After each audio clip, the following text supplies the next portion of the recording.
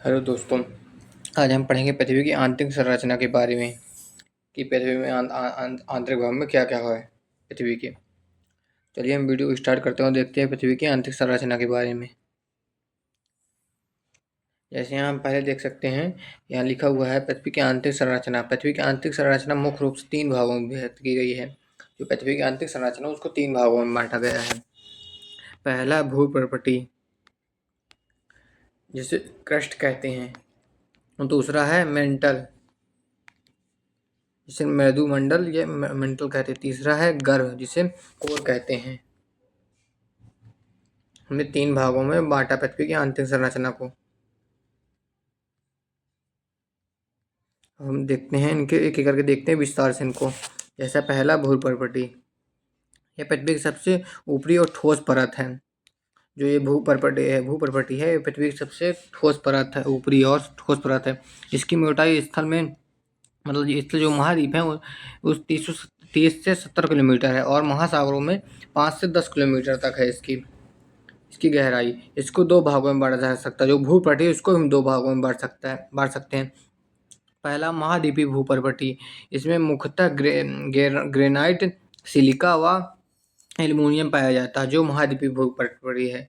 और तीसरा महासागरीय भूपर्पटी, ये स्थल वाली महासागरीय हो गई, महाद्वीपीय और महासागरीय। इसमें मुख्य रूप से बेलसाट, सिलिका व मैंगनीज पाया जाता है। यह पृथ्वी का सबसे पतला एवं ठंडा भाग है। जो भूपर्पटी है सबसे पतला और ठंडा भाग है।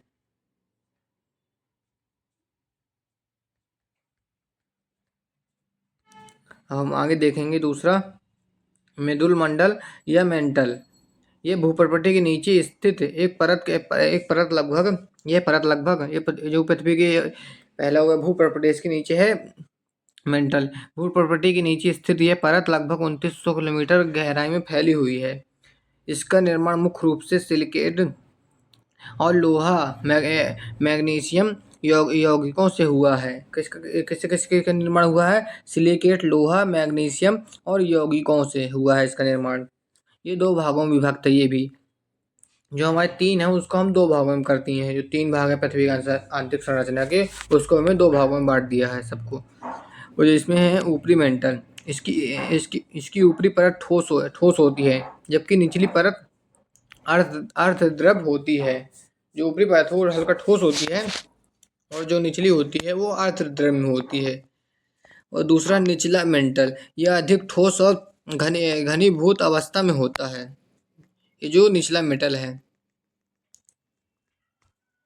अब हम आगे देखेंगे, यह परत अस्थिनाल नामक अर्धद्रव क्षेत्र होता है, जो प्लेट विवर्तनिक के लिए जिम्मेदार होता है। जो प्लेट विवर्तनिक सिद्धांत होता है, प्लेट यहाँ से वहाँ खिसक सकती है। जैसे एक ये प्लेट है और ये प्लेट है, ये जो खिसक के यहाँ आती है, इसका कारण यही होता है। यहाँ लिखा हुआ ये जो परत होती है, ये निचला मेंटल, यही इस परत में अस्थिनाल नामक अर्ध द्रव होता है। ये अर्ध द्रव होता है जो प्लेट विवर्तनिक के लिए जिम्मेदार होता है। प्लेट विवर्तन में एक प्लेट यहाँ से दूसरी जगह खिसक जाती हैं एक स्थान से। ये यहाँ चली गई, मान लो ये यहाँ चली गई, तो इसको प्लेट विवर्तनिक कहते हैं। इसी कारण होता है। और ये लिखा हुआ है, इस परत में संचरण की उपस्थिति के कारण प्लेट में हलचल होती है। नहीं, हम पीछे पढ़े, प्लेट विवर्तन मतलब हलचल प्लेटों में होना, प्लेट एक स्थान से दूसरे स्थान पहुंच जाना, इसको प्लेट विवर्तन कहते हैं। अब हम आगे देखेंगे, तीसरा है गर्भ, जिसे कोर कहते हैं। यह पृथ्वी का सबसे गहरा और घना भाग होता है। जो कोर जो पृथ्वी का सबसे घना भाग है, यह लगभग 2900 किलोमीटर से लेकर 6371 किलोमीटर पृथ्वी के केंद्र तक फैला हुआ है। कहाँ से? 2900 किलोमीटर से 6000 मान सकते हैं इसको।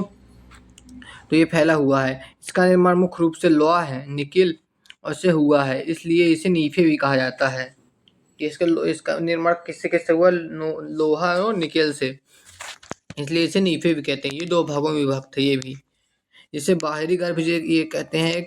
ये तरल अवस्था में होता है और पृथ्वी के चुंबकीय क्षेत्र को उत्पन्न करने की महत्वपूर्ण भूमिका निभाता है। कौन सा? बाहरी गर्भ जो होता है, ये तरल तरल अवस्था में है और पृथ्वी के चुंबकीय क्षेत्र उत्पन्न करने में महत्वपूर्ण भूमिका निभाता है। दूसरा, आंतरिक गर्भ, यह ठोस अवस्था में होता है। यहाँ अत्यधिक तापमान लगभग 5000 डिग्री सेल्सियस अधिक, 5,000 से भी अधिक होता है। 5,000 डिग्री से अधिक तापमान एवं दाब के कारण यह ठोस बना हुआ है। कौन सा? आंतरिक गर्भ। ये हमने पृथ्वी की आंतरिक संरचना के बारे में पढ़ ली थी। कौन कौन से? भूपर्पटी, मेंटल और कोर। इसमें हमने 3 भागों में पढ़ लिया। अब हम देखेंगे पृथ्वी की, यहाँ निष्कर्ष हम देख लेते हैं। जैसे पृथ्वी की आंतरिक संरचना कई परतों से बनी हुई है, जो इसके भौतिक और रासायनिक गुणों से भौतिक और रासायनिक गुणों को प्रभावित करती है।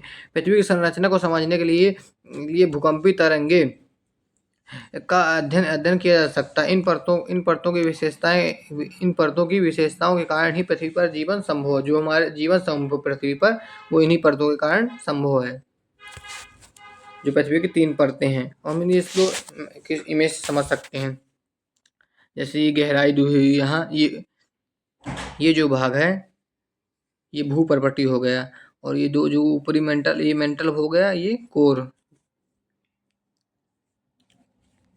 ये इसकी गहराई भी दी हुई है अलग अलग, यहाँ गहराई दी हुई है ये।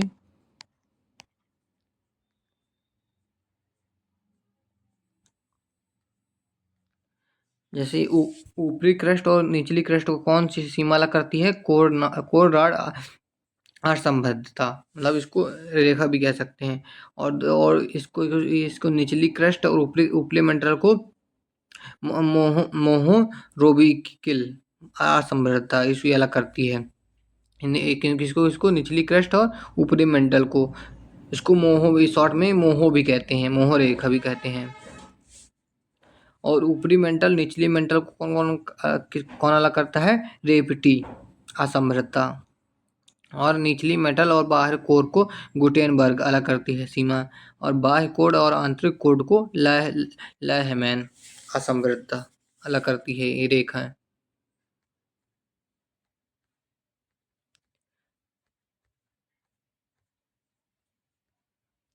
ये हमने देख लिया पूरा। ये हो गया, ये जो भाग है ये दो दो भागों में बांट लिए, इससे 6 भाग हो गए हैं। 2 2 4 और ये 2 6 भाग हो गए हैं। ये हमने पढ़ लिया पूरा।